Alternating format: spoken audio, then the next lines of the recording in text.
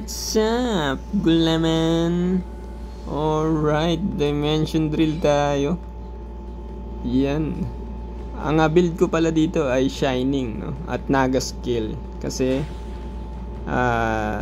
sa Diamond rank, ang problema ko ngayon ay Biochemist at Sage. So kailangan ko magpataas ng HP. Kaya dito, ang nangyari naman dito, naging malambot tayo sa mga sniper at paladin. Yan, so unang tulad na dati, unang pasok, no, Radiant Guardian para tumagal tayo. Kaya lang, 'di ba? Napunit tayo sa sniper. Yan, tapos buisit ang darkness or ang blind ng Sage, no. Nahirapan tayo mag reposition pagka hindi natin makita. Saka yung charge, no, mahirap siyang gamitin pagka nada darkness ka. So baka bumili ako ng Deverucci card para sa aking headgear. Yan, so switch lang, no, tapos reactivate ng mga defensive skill, diba? Pagka nadi-dispel. Yan, tulad yan, na-dispel tayo, no. So kailangan ko bumak, tapos defending aura. Yan, tapos takbo lang konti. Yan, tapos pagka kalahati na, laban ulit, diba? Kaya lang umikot yung kalaban dito, no. So kailangan natin silang protektahan yung backline natin. Yan, so nawala kami sa formation, no? Kita naman, naubos kami. Namatay kaagad yung dalawang teammates. Yan, ubos kami.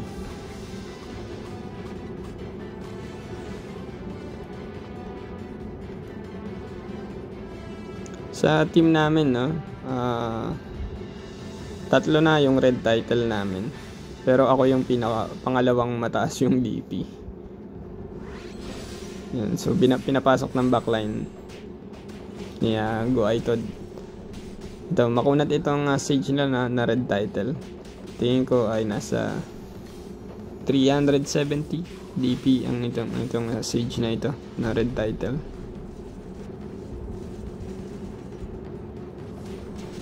Yan, at itong yan, yung paladin malambot, no, dahil 4 star na gold lang siya.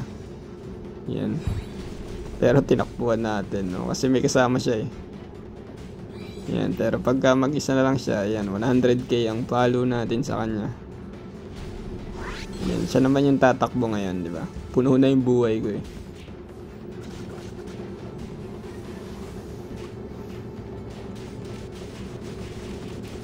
Yan.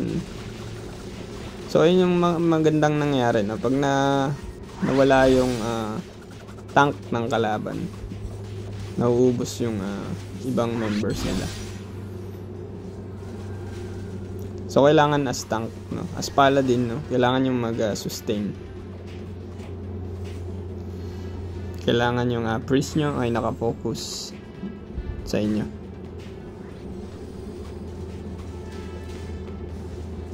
Tapos reso na lang doon. Ang gagawin niya doon sa ibang members ay i-reso na lang, no.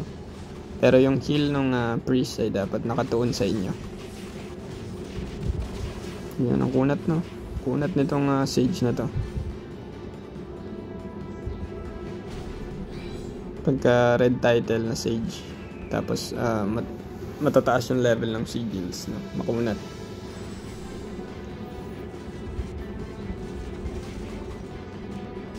Yan, pero yun, yung Sage na yun malambot kasi tingin ko under upgrade yun ng sigils.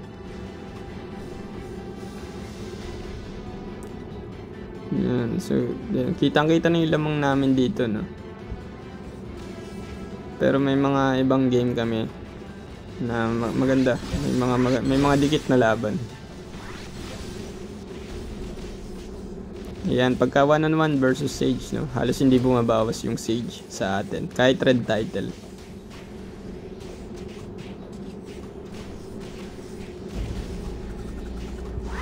Yun lang, no, medyo yan, pagka napagtulungan tayo, napupunit tayo. Ito, makati tong sniper yun. Pero malambot siya. Yan, pati yung priest nila, no. Pagka ito ang napapansin ko lang, no. Pagka pumalo ako ng 40k sa priest, mananalo kami. Pero pagka pumalo ako ng 20k sa priest, no, ayun yung mangyayari doon ay dikit yung magiging laban. Kasi ganun din yung ibang paladin sa aming priest. No, makunat din kasi yung priest namin. So 20k lang din yung nare-receive niya sa mga paladin, or siyempre sa ibang paladin 18k mas mababa, 15k, 10k, di ba?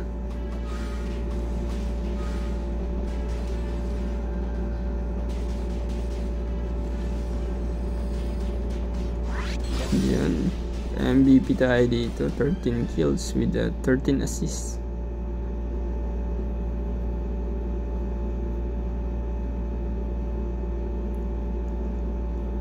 At ito yung round 2, no? Sa round na to, durog kami dito. Hindi ko alam kung ilan yung DP yung kalaban namin dito, pero punit na punit ang aking paladin. So pag ganito yung kalaban, ano na no? Auto tawag dito, auto surrender na, no? Pagka yung paladin ay na pass kill, no? Diba may mga pakpak pa itong mga ito, mga naka-mythic set, diba? Hindi namin kaya palagan yung mga ganyan. Pero malambot itong sage dito kasi nag-crit ako ng 30k. Kaya lang napunit ako sa dalawang paladin dahil wala tayong tranquility. Siguro kung may tranquility, nag-tranquility build ako, no, kaya namin tong palagan. Tatagal ako dito. Yun yung problema pagka dalawa yung physical, diba? Dalawa, tatlo, tapos hindi ka naka-tranquility, ay mamamatay ka agad, diba? Kasi madidispel yung mo, skill mo. Tapos puro critical yung sasaluin mo.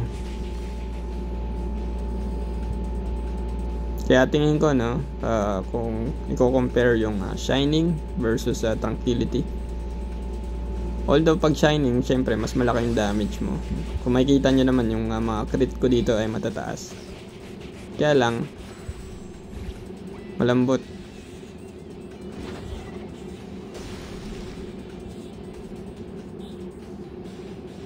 Yan, GG kami, diba?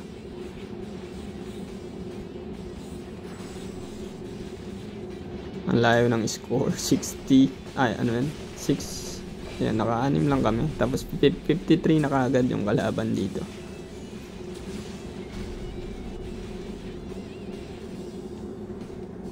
Yan, baka kasi sabihin nyo, no, puro panalo lang ipapakita ko. So pakita natin lahat, no, kahit talo.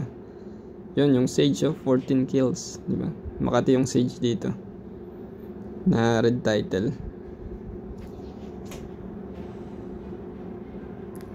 Yan, round 3, no? So yung namin rank namin sa Dimension Drill, hindi gumagalaw, no? Diamond 3, tas bumababa, tumataas, hindi pa kami makapag fearless. Siguro pagka may nag-change job isa dito sa sniper, hindi ko alam kung baka si Grims mag-change job sa biochemist, no? Hindi kami masyadong mahirapan pumatay ng mga tanky players.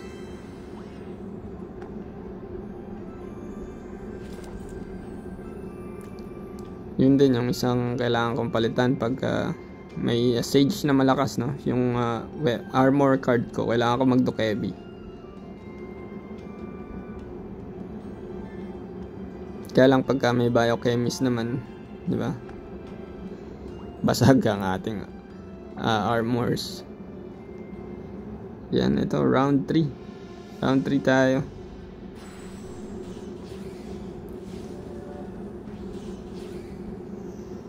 Ito maganda rin ang laban dito kasi ano ba? Ay hindi, ano pala, ito pala yung sumuko rin pala yung kalaban dito. Lamang na lamang kami dito, no.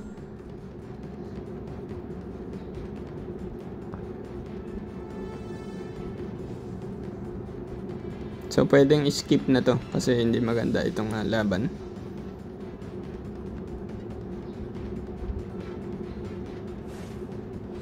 Kahit may mga tatlo yung red titles nila. Pero tingin ko itong mga red titles na ito ay mabababa yung DP. No, possible mga same DP lang natin sila. Kasi mapapansin ko kagad yung mga palo ko, mga 40k sa priest. Yan, pag ganun kataas, no, ibig sabihin same DP lang kahit yung title nila. Pagka pumalo naman tayo ng 60k, ibig sabihin yung DP natin mas mataas.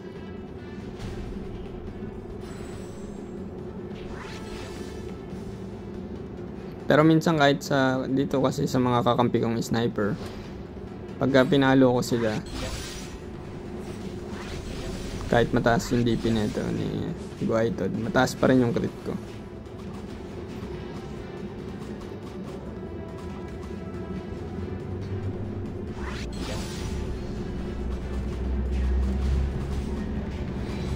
So maagang sumuko yung kalaban dito, no. Nakita kaagad nila yung pagka dominating namin dito. Pero makati yung tawag dito, itong paladin dito, no. 40k lang yung crit ko sa kanya, tapos yung crit niya sa akin ay yan 57, 60k, di ba?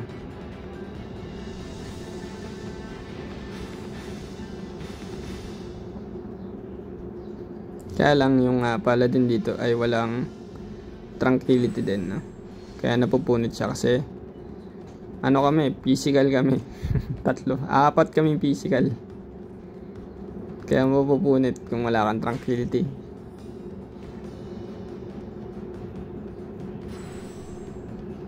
Kaya dito nagdesisyon na yung kalaban na sumuko na lang.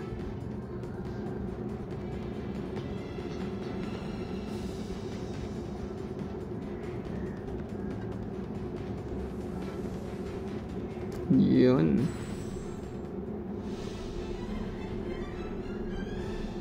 Ano na, game 5 na ba? Game 5 na yung next, no? Yan, dito game 5. Ay, tama ba? Yan. Dito talo na naman ata kami. Yan, pagka ganitong MVP mode, no? Medyo nahirapan kami maglaro. Hindi ko alam bakit. Lagi kaming talo dito. At saka pag MVP mode na ganito, laging malalakas yung kalaban namin. Hindi ko alam kung bakit, di ba? Yan, no? Yung mga guild na ito ay home at alt F4, no? Nagsama-sama yung mga hinayupak na top guilds. Yung mga nasa competitive guild itong mga ito, eh. Di ba? Punit ka talaga dyan pagka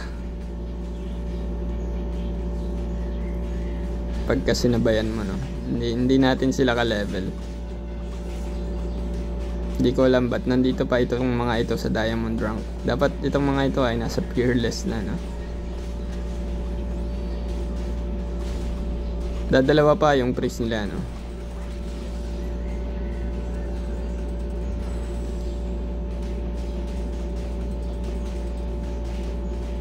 Yun, no? Pag ganyan yung crit ko sa priest, 11k, diba? Malabong mamatay yan. Pero pagka nagkikrit ako ng 20k sa priest, no, kaya kong patayin yung priest.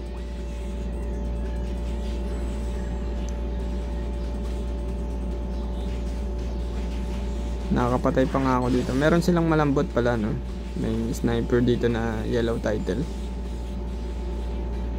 Kaya lang 4 yung red title nila na matataas yung DP nitong mga ito, mga tingin ko 370, 380 itong mga ito.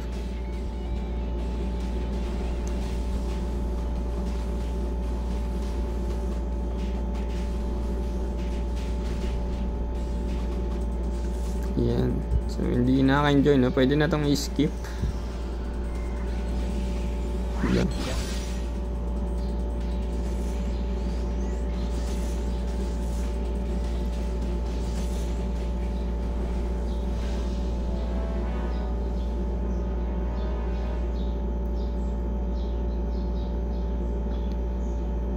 Yan, round ano ba? Round 6. Round 6 tayo ng DD. Yan, maganda rin yung naging laban dito, no? Kasi merong red title na 2-star na assassin dito. Yan, panoorin natin.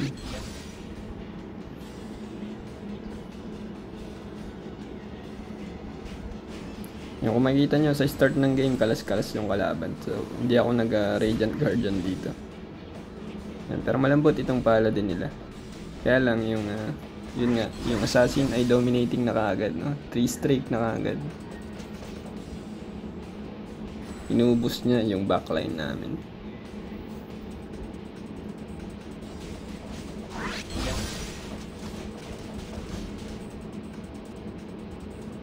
Yun, rampage siya. At ito, meron ditong champion na malambot. Yan, 140k 48k, no? Nagulat din ako sa damage ko dito. Sabi ko, grabe, but sobrang lambot ng champion. Naka glass cannon build ang champion na iyon, no?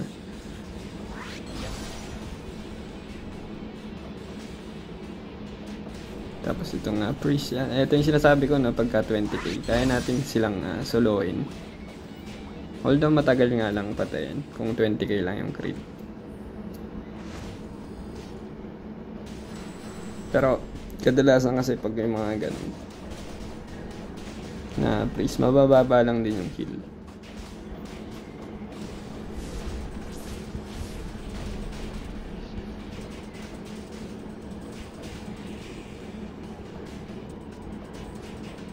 Wag ko lang din talagang makikita yung crit ko na 10k, no?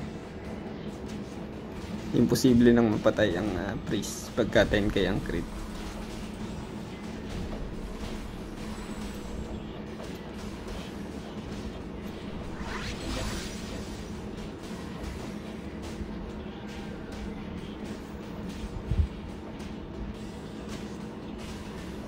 Yan, pagka ganito tinatansya muna namin, no?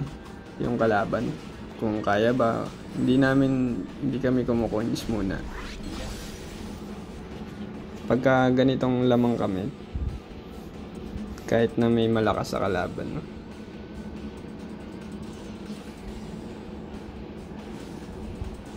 Iniiwasan namin na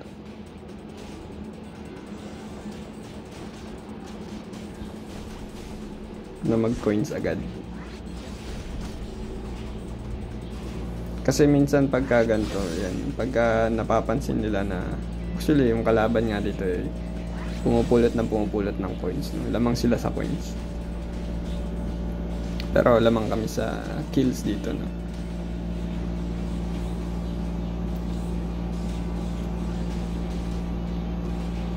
Kasi itong game na ito, maraming naibabaliktad dito, no? Kahit malalakas yung kalaban nyo, di ba?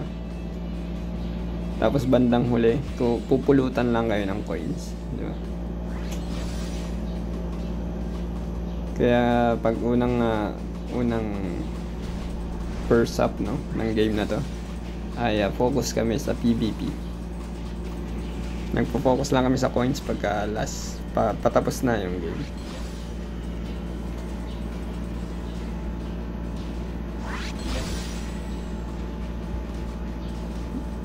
Yan. Na pagka ganyan na, no, yung basagan na ng itong Goblin King, no, kailangan na natin basagin.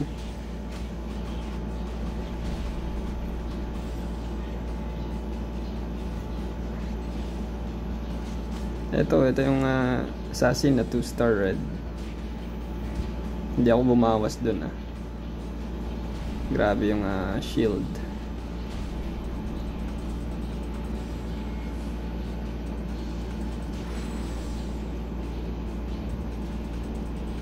Kaya lang, di ba, kung hindi ko alam kung tingin ko mga naka-solo queue lang itong mga ito. Kasi malayo yung gap ng mga power nila.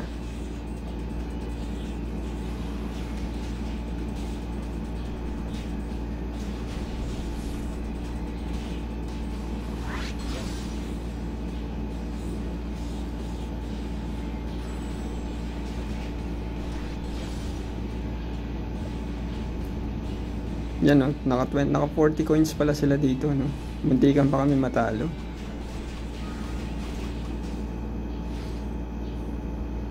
Yan, buti namatay ang priest.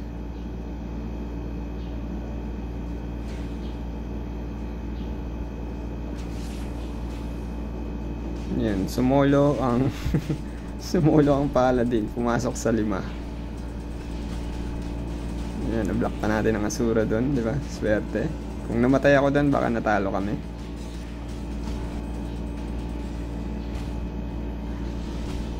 Yan, 21 coins at 20 kills, di ba?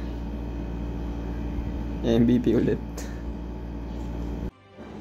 Yan ang aming rank Diamond 3 pa rin, di ba? Di gumagalaw. Mananalo, matatalo. Salitan ang nangyayari. Ito, yung pinakamagandang laban, di ba? Napaka-solid nitong laban na ito.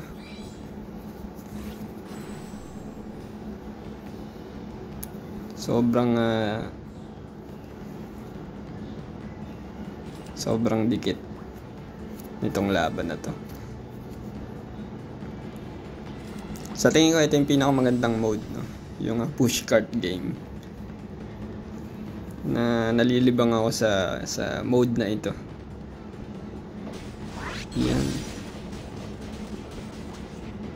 Yan ang problema pagka walang tranquility, no? Punit tayo sa paladin na mas malakas sa atin.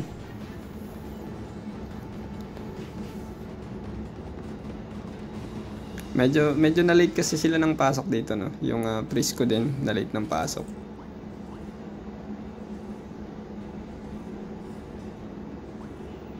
So, nung nakita ko rin yung build, no, ng mga kalaban, no, tingin ko kailangan ko mag-change ng card.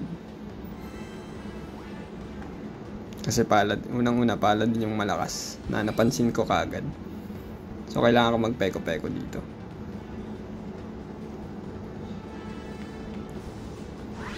Yan, no, dominating rampage yung itong paladin ng kalaban yan. Punit ako dyan.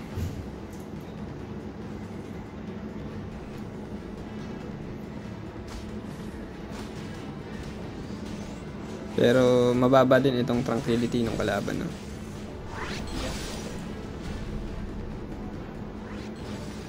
Kaya lang itong paladin na ito ay mataas yung crit rate niya. Tingin ko naka aftershock level 7 or level 10. At bukod pa dyan, tingin ko rin siya, baka naka soldier skeleton. Kasi pasok na pasok yung crit niya talaga. 100%, di ba?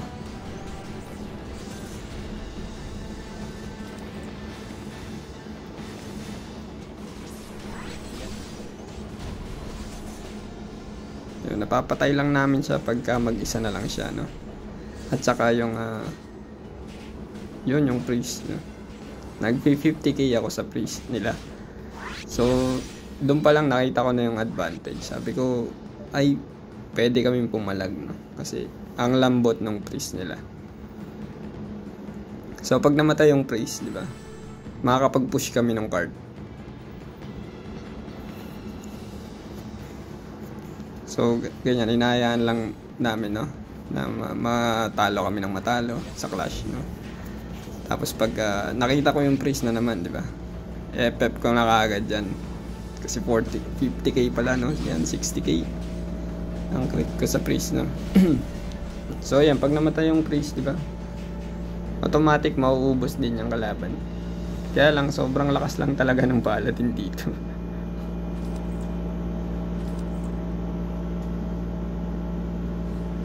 Basag pa yung shield ko.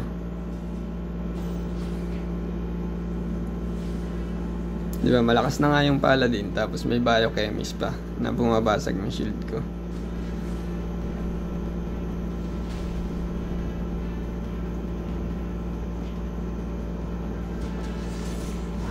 Ilan ba ang crit ko dito sa paladin? Yan, 40, 50, ay hindi, priest ba yan? Priest yan, napatay ko yung priest ulit, no? Kaso binabasagan tayo dito ng biochemist. Hindi tayo nakabili ng food buffs sa Dimension Drill Shop. na pang repair sana ng mga nabasag.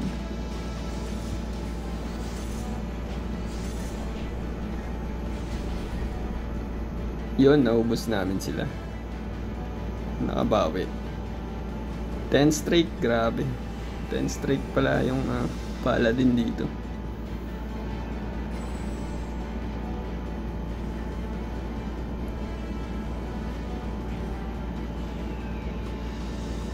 Dito rin pala, no, kinabit ko yung Horong card at yung Furious Pouring.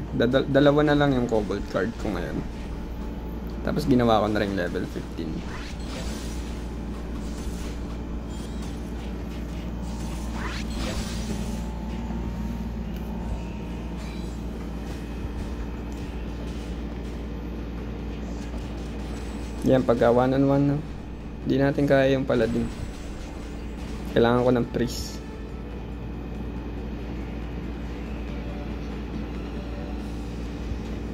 Yeah. Comeback tayo mga tropa. Kaya natin yan.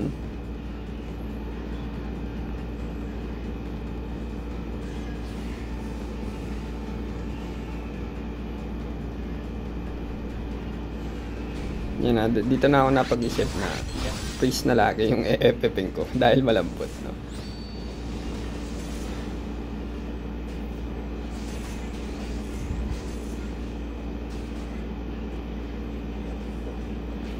Yun, buti na assist tayo dito ng ni driver DD, stalker, no? In-FF namin tong priest, dalawa kami.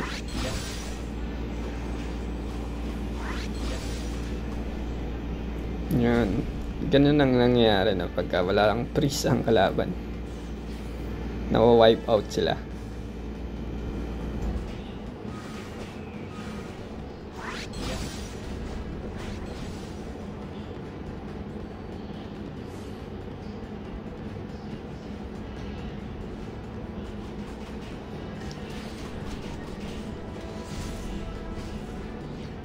Yun, nag-overtime pala dito. Overtime ang nangyari.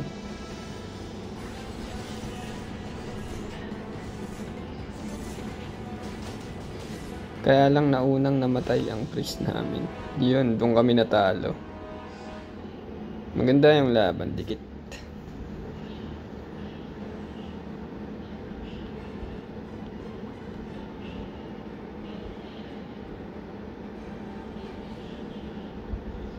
Akala ko nga panalo kami.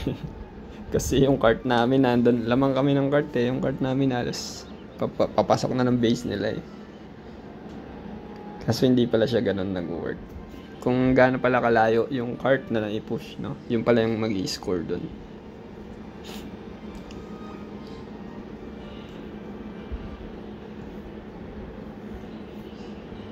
Tapos ano, last game na ata ito. Yan, dito tayo sa game number 8. Tama ba? 8 or 7? Hindi ko na maalala. Yan, sa Coin Goblin ulit. Kaya lang itong mga kalaban dito ay malalambot na. No, dalawa yung sniper pala dito. Yan yung nangyayari, di ba? Pag dalawang sniper, tapos wala kang tranquility, punit ka.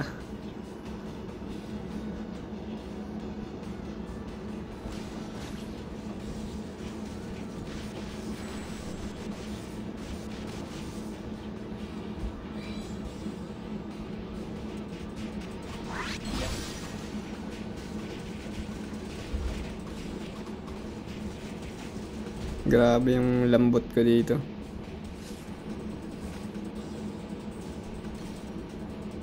So tingin ko next week talaga babalik tayo ng tranquility.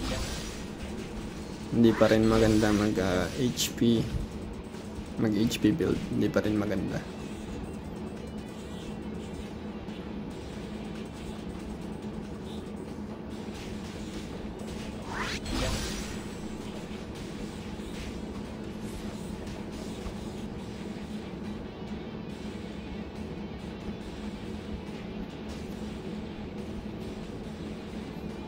Ito, kinukulit ako nung paladin dito. Diba? Ayoko nga siyang labanan eh. Kasi napansin ko na agad na lamang kami dito. Kaya gusto ko na lang tapusin yung laban. Agad.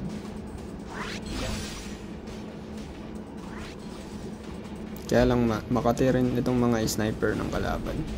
Diba?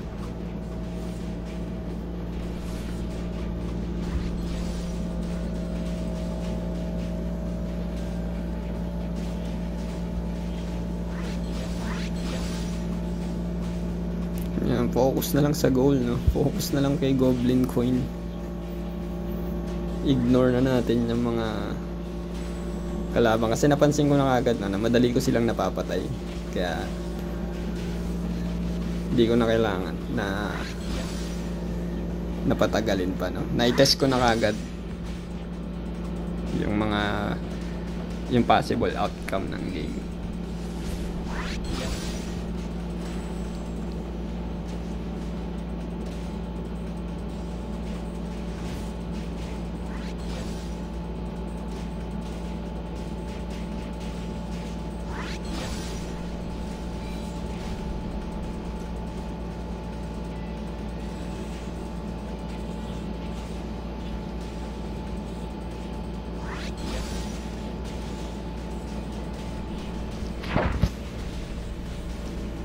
Last game na pala ata ito.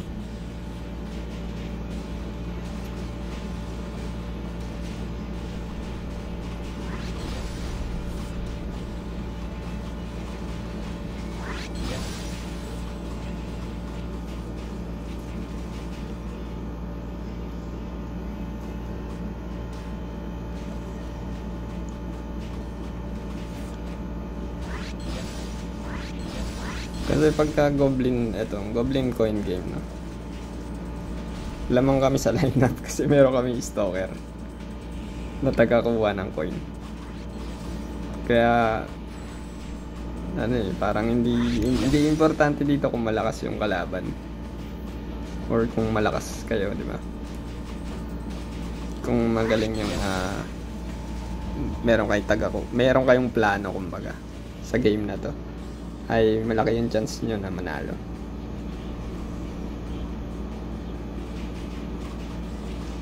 Kasi meron dati nung mga simulang game, no? May mga laban kami dito sa coin na sobrang durog na durog yung kalaban, no? Tapos tinatalo lang kami sa pagkuha ng coins. So ngayon gumawa kami ng plano, no? Lagi na, no, na pinapakuha ko lagi ng coin itong stalker namin. Yan, pagka ganyan na patapos na, bahala na, taguan na lang, no? Taguan na lang natin sila. Malambot din naman tong red title ng kalaban. 2 hits na dun. 2 hits ba tama? 3 hits. So, pinatirang konti, pero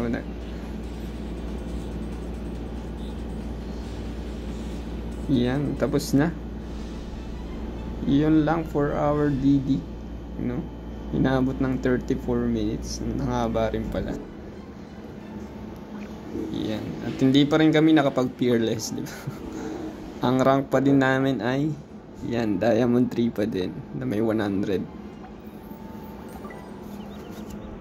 Alright, kita-kits next video, next DD, di ba? Meron pa palang isang game, di ba? Nilaro pa namin. Pero durog kami dito, alam ko eh.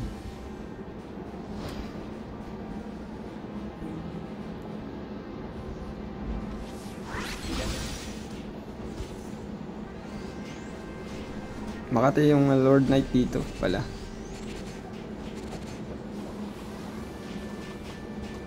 Pero actually kaya kong sabayan yung Lord Knight dito. Nagkataon lang na talagang meron siyang support na biochem.